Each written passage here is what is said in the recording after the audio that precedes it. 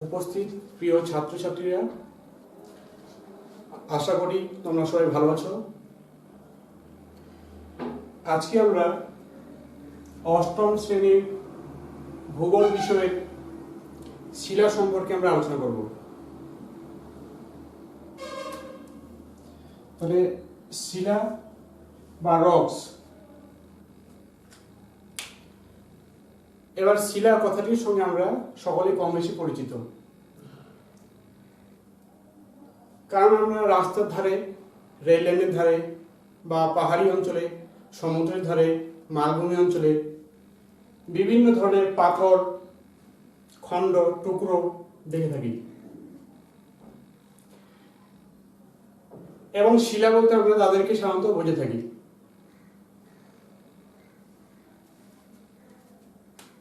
কিন্তু শুধু শিলা বলতে শক্ত পাথরকে বোঝায় না।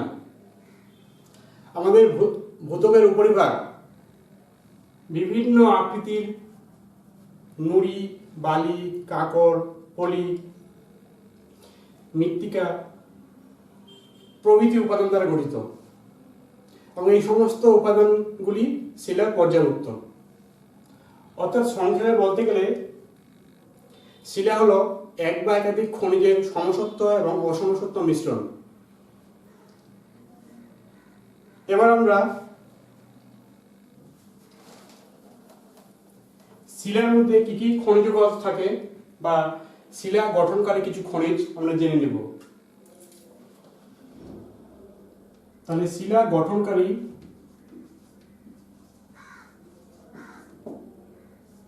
খনিজ,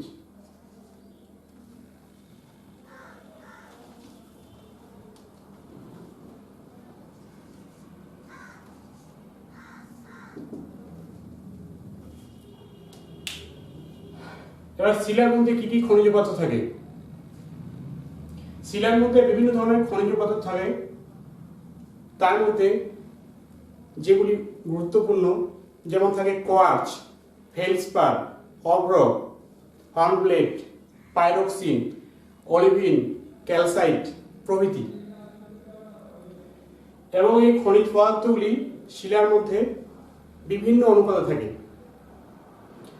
কোন শিলার মধ্যে হয়তো একটি মাত্র খনিজ থাকতে পারে, আবার কিছু শিলার মধ্যে একাধিক খনিজ থাকতে পারে, আবার কিছু শিলা রয়েছে যে জৈবিক উপায়ে গঠিত হতে পারে। এবার শিলার মধ্যে খনিজ যে রয়েছে তার উদাহরণস্বরূপ আমরা গ্রানাইট শিলাটি বেছে নিলাম। তাহলে দেখব গ্রানাইট শিলার মধ্যে কি কি খনিজ পদার্থ রয়েছে। তো গ্রানাইটের মধ্যে থাকে কোয়ার্চ,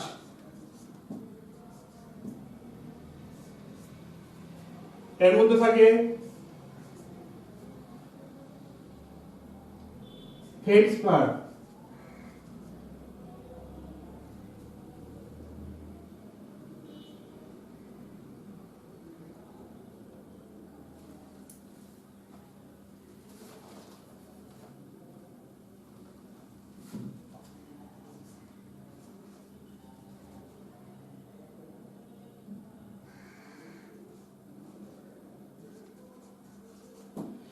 তাছাড়া থাকে অভ্র,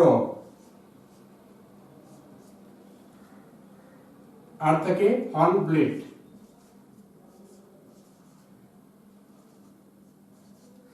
তাহলে আমরা এখানে দেখলাম যে গ্রানাইট শিলাটি 4টি খনিজ দ্বারা গঠিত হয়েছে। এছাড়াও একটি মাত্র খনিজ দ্বারাও শিলা গঠিত হতে পারে, যেমন খনিজ লবণ একটি মাত্র খনিজ দ্বারা গঠিত। আবার কয়লা,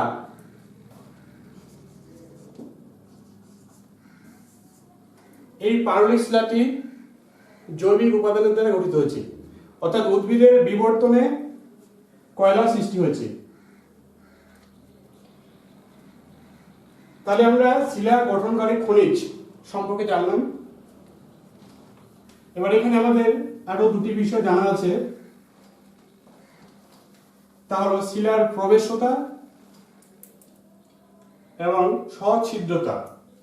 তাহলে প্রবেশ্যতা ও সছিদ্রতা।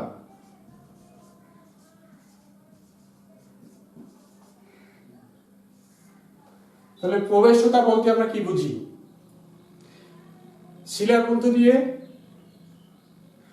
তরল ও গ্যাসীয় পদার্থের প্রবেশ করার যে ক্ষমতা, সেটাই হলো শিলার প্রবেশ্যতা। এবার বিভিন্ন শিলার প্রবেশ্যতা বিভিন্ন ধরনের। প্রবেশ্যতার উপর নির্ভর করে শিলার জল ধারণ ক্ষমতা। এছাড়া রয়েছে সছিদ্রতা, অর্থাৎ শিলার সছিদ্রতা।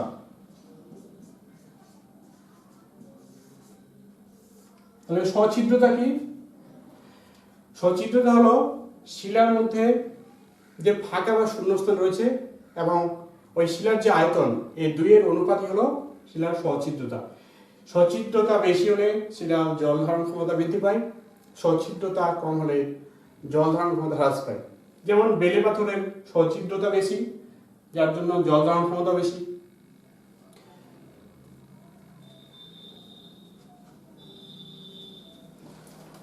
এবার আমরা পরের বিষয়ে চলে আসব। তাহলে আমরা এখানে শিলা কাকে বলে, শিলার মধ্যে কি কি খনিজ পদার্থ থাকে, শিলার প্রবেশ্যতা, শিলার সছিদ্রতা, এই বিষয়গুলি আলোচনা করলাম। এবার পরের যে ভাগ তা হলো আমরা জেনে নিব শিলার শ্রেণীবিভাগ। সময়ের অভাবের জন্য আমি আগেই তৈরি করে রেখেছি। শিলাকে আমরা প্রধান তিনটি ভাগে ভাগ করে থাকি। উৎপত্তি বৈশিষ্ট্য অনুযায়ী শিলাকে তিনটি প্রধান ভাগে ভাগ করে থাকি। এই তিনটি ভাগ কি কি? ভাগগুলি হলো, প্রথমে হচ্ছে আগ্নেয় শিলা, ইংরেজিতে বলা ইগনিয়াস রক। 2 নম্বর ভাগ হচ্ছে পাললিক শিলা বা সেডিমেন্টারি রক, এবং 3 নম্বর ভাগ হলো রূপান্তরিত শিলা, মেটামরফিক রক। এবার প্রতিটি ভাগ আমরা খুব সংক্ষেপে আলোচনা করব, যেহেতু সময় সংকীর্ণ। তো প্রথমে আমরা আলোচনা করব আগ্নেয় শিলা। তাহলে আমরা এখানে জেনে নেব আগ্নেয় শিলা কাকে বলে বা আগ্নেয় শিলা কিভাবে সৃষ্টি হলো। তাহলে পৃথিবী সৃষ্টি হওয়ার সময় উত্তপ্ত ও তরল অবস্থা থেকে তাপ বিকিরণ করে ধীরে ধীরে শীতল ও জমাটবদ্ধ হয়ে ভূপৃষ্ঠের উপরে প্রথমে যে শিলা সৃষ্টি হয়েছে সেটি হলো আগ্নেয় শিলা। আমি পুনরায় বলছি, পৃথিবীর উত্তপ্ত তরল অবস্থা থেকে তাপ বিকিরণ করে ধীরে ধীরে শীতল ও ঠান্ডা হয়ে জমাটবদ্ধ হয়ে যে শিলার সৃষ্টি হয়েছে সেটি হলো আগ্নেয় শিলা।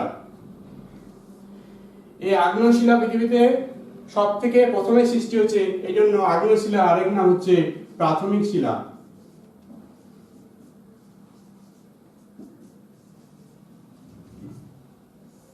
তাহলে তিনটি শিলা যে রয়েছে প্রধান ভাগ, আগ্নেয় শিলা, পাললিক শিলা, রূপান্তরিত শিলা, এদের মধ্যে সব থেকে প্রথমে হচ্ছে আগ্নেয় শিলা সৃষ্টি হয়েছে, যার জন্য একে প্রাথমিক শিলা বলা হয়।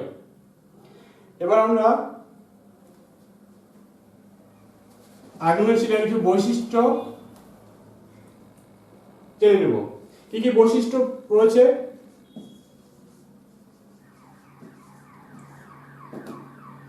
এর বৈশিষ্ট্যগুলি হলো, প্রথমে বলা যেতে পারে যে আগ্নেয় শিলা খুব শক্ত ভারী। 2 নম্বরে বলা যেতে পারে যে আগ্নেয় শিলা হচ্ছে খুব কঠিন। এছাড়া আগ্নেয় শিলার মধ্যে দারুণ ও ফাটল রয়েছে, এবং আগ্নেয় শিলা কেলাসিত হতে পারে। এছাড়া আগ্নেয় শিলার ভঙ্গুরতা কম, অর্থাৎ ক্ষয় প্রতিরোধ ক্ষমতা খুব বেশি। তাহলে আমরা আগ্নেয় শিলার বৈশিষ্ট্যগুলি জেনে নিলাম। এরপরে আমরা আগ্নেয় শিলার যে ভাগ রয়েছে, আগ্নেয় শিলাকে দুটি বিষয়ের ভিত্তিতে ভাগ করা হয়। কি কি? একটা হলো রাসায়নিক গঠন অনুসারে আর একটা উৎপত্তি অনুসারে। তো রাসায়নিক গঠন অনুসারে আবার 4টি উপভাগে ভাগ করা হয়: আম্লিক শিলা, ক্ষারকীয় শিলা, মধ্যবর্তী শিলা, অতি ক্ষারকীয় শিলা। এর প্রতিটার আমরা একটা করে উদাহরণ জেনে রাখবো। আম্লিক শিলার উদাহরণ হিসেবে বলতে পারবো গ্রানাইট, একটা আগ্নেয় শিলা। ক্ষারকীয় আগ্নেয় শিলার উদাহরণ হিসেবে বলতে পারবো ব্যাসাল্ট, মধ্যবর্তী শিলার উদাহরণ হিসেবে আমরা বলতে পারবো ডায়োরাইট, এবং অতি ক্ষারকীয় শিলার উদাহরণ হিসেবে আমরা পেরিডোটাইটকে চিহ্নিত করব। তাহলে রাসায়নিক গঠন অনুসারে 4টা ভাগ আমরা জেনে নিলাম। এরপরে যে ভাগটি আমরা জানবো সেটা হলো উৎপত্তি অনুসারে আগ্নেয় শিলার 2টি ভাগ রয়েছে। ভাগ দুটি কি কি? একটা হলো নিঃসারী আগ্নেয় শিলা আর হলো উদ্বেদী আগ্নেয় শিলা। এবার আমরা নিঃসারী আগ্নেয় শিলা কি সেটা জেনে নিব। তো নিঃসারী আগ্নেয় শিলা হলো ভূগর্ভের উত্তপ্ত গলিত ম্যাগমা ভূপৃষ্ঠের কোনো ফাটল বা ছিদ্রপথ দিয়ে বাইরে বেরিয়ে এসে শীতল ও কঠিন হয়ে যে শিলার সৃষ্টি হয় তা হলো নিঃসারী আগ্নেয় শিলা। এবার নিঃসারী আগ্নেয় শিলার একটা উদাহরণ কি হবে? নিঃসারী আগ্নেয় শিলার উদাহরণ হিসেবে আমরা ব্যাসল্ট। তাহলে ব্যাসল্ট হলো নিঃসারী আগ্নেয় শিলা। এবার চলে আসবো আমরা উদ্বেদী আগ্নেয় শিলা। প্রথমে সংজ্ঞা জেনে নিব। ভূগর্ভের উত্তপ্ত গলিত ম্যাগমা অনেক সময় ভূপৃষ্ঠের ফাটল বা ছিদ্রপথ দিয়ে বেরিয়ে আসতে না পারে ভূগর্ভের মধ্যেই কোনো ফাটল বা ছিদ্রপথে শীতল এবং জমাটবদ্ধ হয়ে যে শিলা সৃষ্টি করে সেটা হলো উদ্বেদী আগ্নেয় শিলা। আর উদ্বেদী আগ্নেয় শিলার আবার 2টো ভাগ রয়েছে, পাতালিক এবং উপপাতালিক।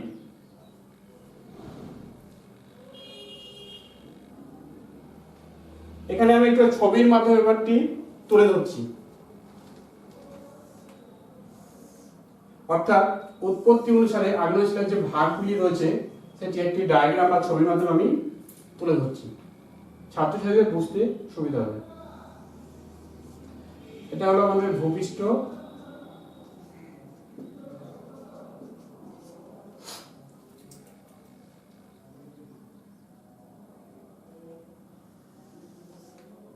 ম্যাগমা ফাটল বা ছিদ্রপথ দিয়ে ম্যাগমা বাইরে বেরিয়ে আসছে। তাহলে ম্যাগমা গহ্বর বা ম্যাগমা চেম্বার ফাটল বা ছিদ্রপথ দিয়ে বাইরে বেরিয়ে আসছে, বেরিয়ে এসে দুই পাশে সঞ্চিত হয়ে নিচে দিকে শিলা পরিণত হচ্ছে। এটা হলো নিঃসারী শিলা। আর ভূপৃষ্ঠের তলদেশে বা ভূগর্ভের ফাটলের মধ্যে যে শিলা সৃষ্টি হচ্ছে সেটা হলো উদ্বেদী শিলা। উদ্বেদী শিলা 2টি ভাগ, একটা হলো পাতালিক যেটা ভূগর্ভের একদম তলদেশে সঞ্চিত হয়ে সৃষ্টি হচ্ছে, সেটা হলো পাতালিক শিলা। আর একটু উপরে বা ভূপৃষ্ঠের কাছাকাছি কোনো জায়গায় অর্থাৎ ভূপৃষ্ঠে পৌঁছাতে না পারে এসব ফাটলের মধ্যে যখন সঞ্চিত হচ্ছে তখন সেটা উপপাতালিক। আর উপরে তো আমরা নিঃসারী পেয়ে গেলাম।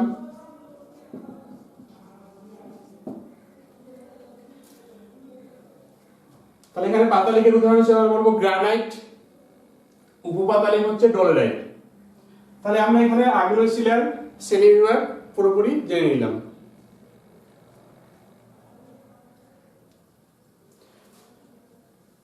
এবার আমরা পরের যে ভাগ রয়েছে অর্থাৎ পাললিক শিলা।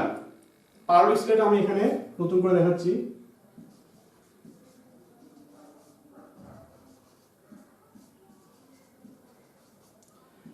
তাহলে প্রথমে আমরা পাললিক শিলা কাকে বলে বা কিভাবে পাললিক শিলা সৃষ্টি হয়েছে সেটা জানবো। আগ্নেয় শিলা বিভিন্ন প্রাকৃতিক শক্তির দ্বারা নদী, বায়ু, হিমবাহ, সমুদ্র তরঙ্গ প্রভৃতির দ্বারা বহু দিন ধরে ক্ষয়প্রাপ্ত পরিবাহিত হয়ে নদী, হ্রদ বা সমুদ্রের তলদেশে স্তরে স্তরে সঞ্চিত হয়।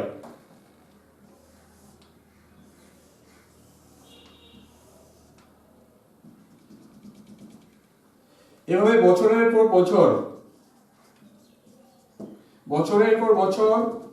নদী, হ্রদ বা সমুদ্রের তলদেশে পলিস্তর জমতে জমতে চাপের ফলে এই পলিরাশি শিলায় পরিণত হয়। তখন যে শিলার সৃষ্টি হয় তা হলো পাললিক শিলা এবং এগুলি স্তরে স্তরে সঞ্চিত হয়। নিচের দিকে বালিকণার আকৃতি বড় হয়, উপরের দিকে মাঝারি এবং আরো উপরের দিকে সূক্ষ্ম সূক্ষ্ম হয়ে থাকে।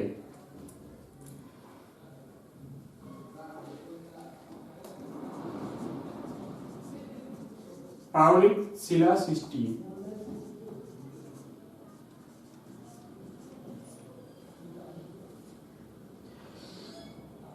এবার আমরা পাললিক শিলার বৈশিষ্ট্য জেনে নেব।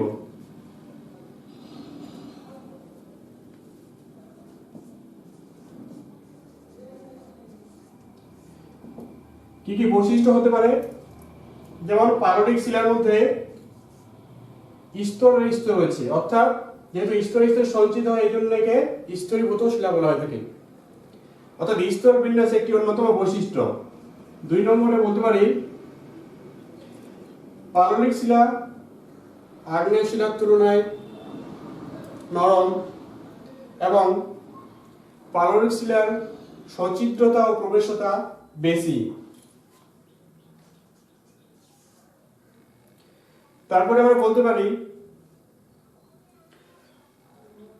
পাললিক শিলার মধ্যে কয়লা, খনিজ তেল, প্রাকৃতিক গ্যাস অর্থাৎ মূল্যবান যে 3টি খনিজ সম্পদ একমাত্র পাললিক শিলাতে পাওয়া যায়। এছাড়া বলা যেতে পারে পাললিক শিলার মধ্যে জীবাশ্ম কেবলমাত্র পাললিক শিলাতে জীবাশ্ম থাকে, অন্য কোনো শিলাতে জীবাশ্ম থাকে না। এবার আমাদের মনে একটা প্রশ্ন জাগতে পারে যে জীবাশ্ম কি, বা শুধুমাত্র কেন পাললিক শিলাতে জীবাশ্ম গঠিত হয়। তো আমরা জীবাশ্ম কাকে বলে জেনে নিব। পাললিক শিলা সৃষ্টির সময় পলি রাশির মধ্যে বা পলি স্তরের মধ্যে অনেক সময় সামুদ্রিক উদ্ভিদ বা প্রাণী দেহ চাপা পড়ে যায়, ফলে চাপের ফলে দীর্ঘদিন ধরে ওই পলি রাশি যখন শিলায় পরিণত হয় তখন সেই সামুদ্রিক উদ্ভিদ বা প্রাণীর ছাপ সেই পাথরের মধ্যে থেকে যায়, যা আমরা জীবাশ্ম নামে জানি। অর্থাৎ জীব যোগ অশ্ব জীবাশ্ম, পাথরের উপর উদ্ভিদ বা প্রাণীর ছাপ। বাকি যে দুটো শিলা রয়েছে আগ্নেয় শিলা বা রূপান্তরিত শিলা, সেখানে কিন্তু জীবাশ্ম গঠিত হয় না, কারণ সেখানে অত্যাধিক তাপ ও চাপে জীবাশ্ম নষ্ট হয়ে যায়। এবার আমরা পাললিক শিলার শ্রেণীবিভাগ করব। তো পাললিক শিলাকে 2টি বিষয়ের ভিত্তিতে আমরা ভাগ করে থাকি। একটি হলো পলির উৎপত্তি অনুসারে,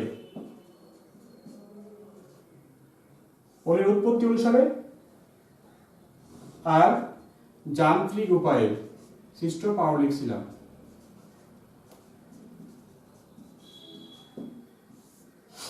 তার 2টি ভাগ পেয়ে গেলাম, একটা পলির উৎপত্তি অনুসারে পাললিক শিলা, যান্ত্রিক উপায়ে গঠিত পাললিক শিলা। তার পলির উৎপত্তি অনুসারে পাললিক শিলা আবার 2টি ভাগ রয়েছে। কি কি? 1 নম্বরে সংঘাত পাললিক শিলা, 2 নম্বরে অসংঘাত পাললিক শিলা।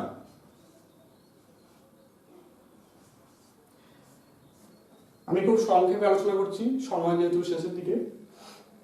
তো সংঘাত পাললিক শিলা কাকে বলে?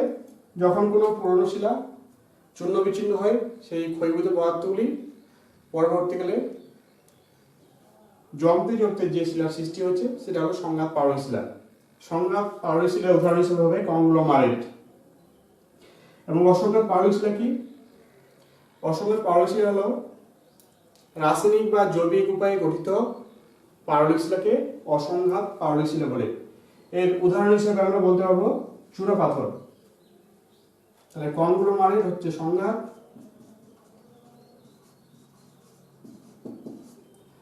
আর অসংঘাত হলো চূনা পাথর। এবার যান্ত্রিক উপায়ে পাললিক শিলাকে 3টে ভাগে ভাগ করা হয়: কাদা পাথর বা কর্দমময়, বেলে পাথর বা বালুকাময়, আর হচ্ছে কংগ্লোমারেট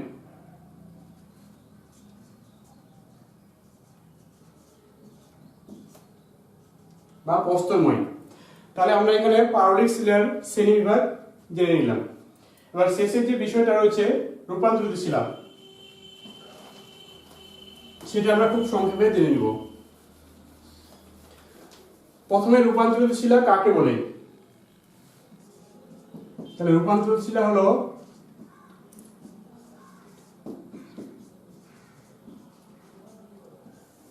প্রথমে সংজ্ঞা জেনে নিব। আগ্নেয় শিলা এবং পাললিক শিলা ভূগর্ভের চাপ, তাপ ও রাসায়নিক বিক্রিয়ার দ্বারা তার পুরনো ভৌত রাসায়নিক ধর্ম হারিয়ে সম্পূর্ণ নতুন ধর্ম বিশিষ্ট যে শিলায় পরিণত হয় তাকে আমরা রূপান্তরিত শিলা বলে জানি।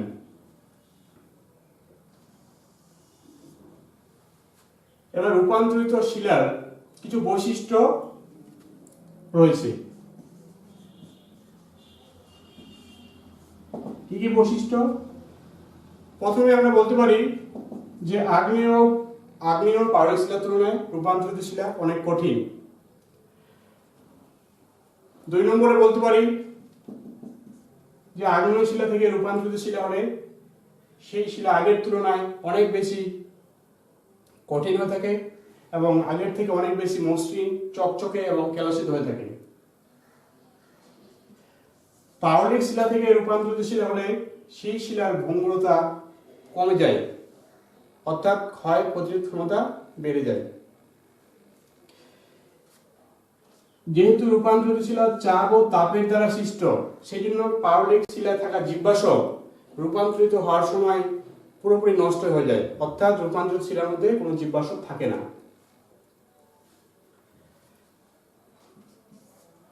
তাহলে রূপান্তরিত শিলার সংজ্ঞা বা কাকে বলে এবং বৈশিষ্ট্য আমরা জেনে নিলাম। এবার রূপান্তরিত শিলা কিন্তু বিভিন্ন ভাবে রূপান্তর হয়ে থাকে, অর্থাৎ 3টা ভাগ রয়েছে। কি কি? একটা হলো তাপের ফলে রূপান্তর, তাপের ফলে রূপান্তর, যেমন কয়লা থেকে গ্রাফাইট, এটা তাপের ফলে হয়েছে। আবার চাপের ফলে রূপান্তর চুনাপাথর থেকে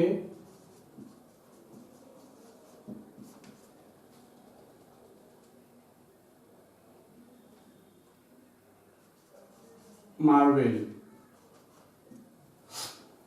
এবং রাসায়নিক বিক্রিয়ার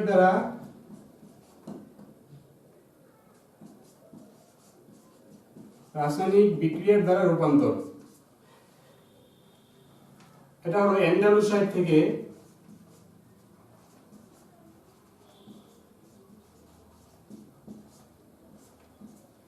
সিলিমেনাইট।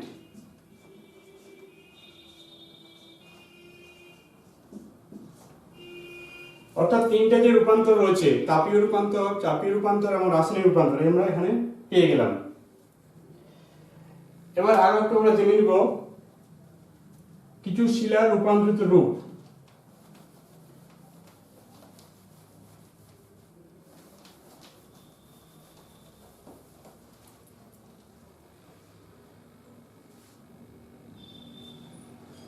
যেমন গ্রানাইট থেকে হচ্ছে নিস, ব্যাসল্ট থেকে অ্যাম্ফিবোলাইট, বেলে পাথর থেকে কোয়ার্টজাইট, চুনাপাথর থেকে মার্বেল, কয়লা থেকে গ্রাফাইট। আবার অনেক সময় রূপান্তরিত শিলা আবার রূপান্তরিত হতে পারে, যেমন সেল থেকে স্লেট, স্লেট থেকে ফিলাইট এবং ফিলাইট থেকে সিস্ট। তাহলে আমরা রূপান্তরিত শিলার বিভিন্ন রূপ জেনে নিলাম। এরপরের যে টপিকটি আমাদের আছে তা হলো শিলাচক্র।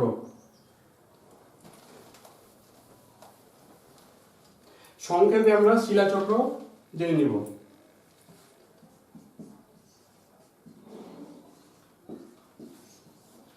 তো শিলাচক্র বলতে আমরা কি বুঝি? সাধারণত আগ্নেয় শিলা থেকে পাললিক শিলা, পাললিক শিলা থেকে রূপান্তরিত শিলা, আবার রূপান্তরিত শিলা পুনরায় ভূগর্ভে গলে আগ্নেয় শিলার সৃষ্টি করে।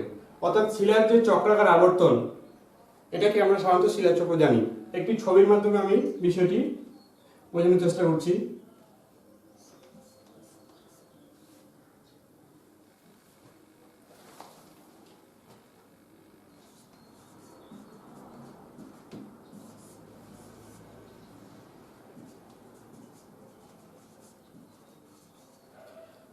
আগ্নেয় শিলা, পাললিক শিলা, রূপান্তরিত শিলা,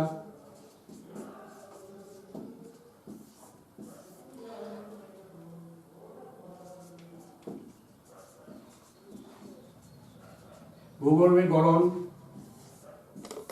তাহলে আগ্নেয় শিলা বিভিন্ন প্রাকৃতিক শক্তির দ্বারা ক্ষয়ীভূত হয়ে সমুদ্রে গিয়ে সঞ্চিত হতে হতে পাললিক শিলা সৃষ্টি হচ্ছে। আবার পাললিক শিলা তাপ ও চাপের দ্বারা রূপান্তরিত শিলা পরিণত হচ্ছে। আবার রূপান্তরিত শিলা বিভিন্ন ভূ আলোড়নের দ্বারা ভূগর্ভে গলে গিয়ে ম্যাগমায় পরিণত হচ্ছে। আবার সেই ম্যাগমা পুনরায় নতুন করে আগ্নেয় শিলার সৃষ্টি হচ্ছে। আবার অনেক সময় আগ্নেয় শিলা থেকেও চাপ ও তাপের ফলে রূপান্তরিত শিলা সৃষ্টি হচ্ছে। অর্থাৎ শিলার যে চক্রাকার প্রসেস পুনরায় চলতে থাকছে, এটাই আমরা শিলাচক্র বলে জানি। ধন্যবাদ। আজকের মতো ক্লাস এখানেই। ভালো থেকো, সুস্থ থেকো।